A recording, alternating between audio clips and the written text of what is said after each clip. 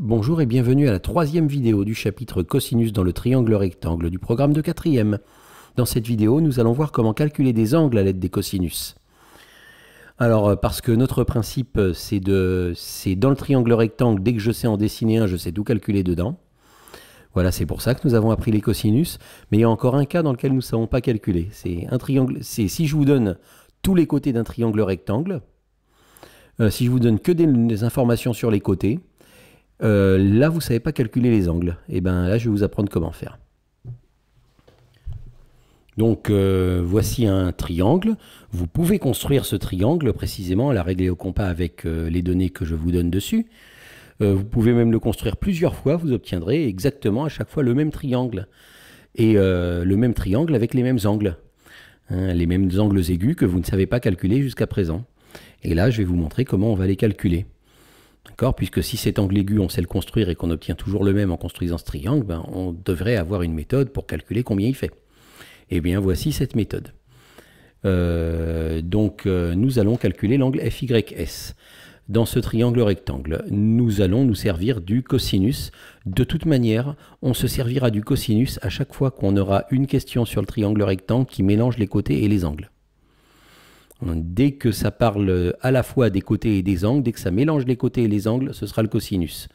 Si dans le triangle rectangle, vous avez une question qui ne parle que de côtés, ce sera le théorème de Pythagore. Si ça mélange côté et angle, ce sera le cosinus. Bien, alors servons-nous du cosinus. Donc nous nous repérons par rapport à l'angle aigu que nous calculons, forcément, celui qui est en vert. Et nous allons écrire la formule du cosinus. Donc dans le modèle de rédaction, nous commençons par constater que nous avons un triangle rectangle, parce que c'est indispensable pour faire le cosinus. Donc nous commençons par la phrase, le triangle FSY est rectangle en F. Ensuite, je vais vous demander de mettre la vidéo en pause et d'écrire la formule du cosinus.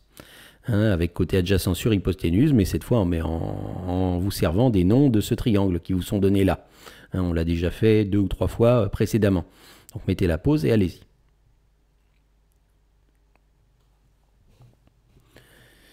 Bien, ça ressemble à ceci. Cosinus de l'angle FYS est égal à... Eh bien, c'est égal à quoi? C'est égal à côté adjacent sur hypoténuse. Alors, je vous donne un conseil. Dans un triangle rectangle, repérez tout de suite l'hypoténuse d'abord. Vous avez repéré l'hypoténuse? C'est YS. Hein, donc, vous savez que YS, c'est l'hypoténuse. Donc, l'autre côté de l'angle, hein, le côté FY, c'est lui le côté adjacent. Donc, le côté adjacent s'appelle FY. Et l'hypoténuse s'appelle YS ou SY.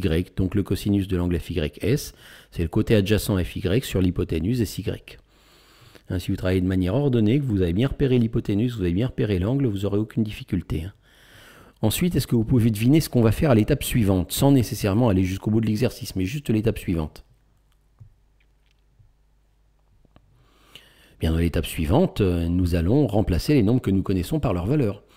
Ben là, je ne connais pas la valeur de l'angle FYS, puisque c'est celle que je calcule, mais je connais le côté FY qui fait 2 cm et le côté SY qui fait 7 cm. Donc je vais écrire 2 et 7 à la place des noms des côtés. Et j'obtiens l'égalité suivante. Cosinus de FYS égale 2 septièmes. Et là, je reviens à un cas que je connais, que j'ai étudié à la vidéo précédente. Je connais la valeur du cosinus, et je veux savoir combien vaut l'angle. Donc en fait, je voudrais qu'on m'enlève le cosinus et qu'on ne me laisse que l'angle. Et comment fait-on pour enlever le cosinus? Ben, on a vu que c'est la calculatrice qui le faisait en appuyant sur quelle touche? Vous vous rappelez? Eh bien, en appuyant sur les touches seconde cosinus. Un seconde cosinus, ça veut dire enlève le cosinus de la valeur de septième et donne-moi l'angle. Hein, je ne veux pas savoir combien vaut le cosinus, je veux savoir combien vaut l'angle. Enlève le cosinus c'est juste le rapport des côtés, moi je veux savoir combien de degrés vaut cet angle. Eh bien, si vous tapez ceci, faites-le et vous allez trouver la valeur de l'angle FYS.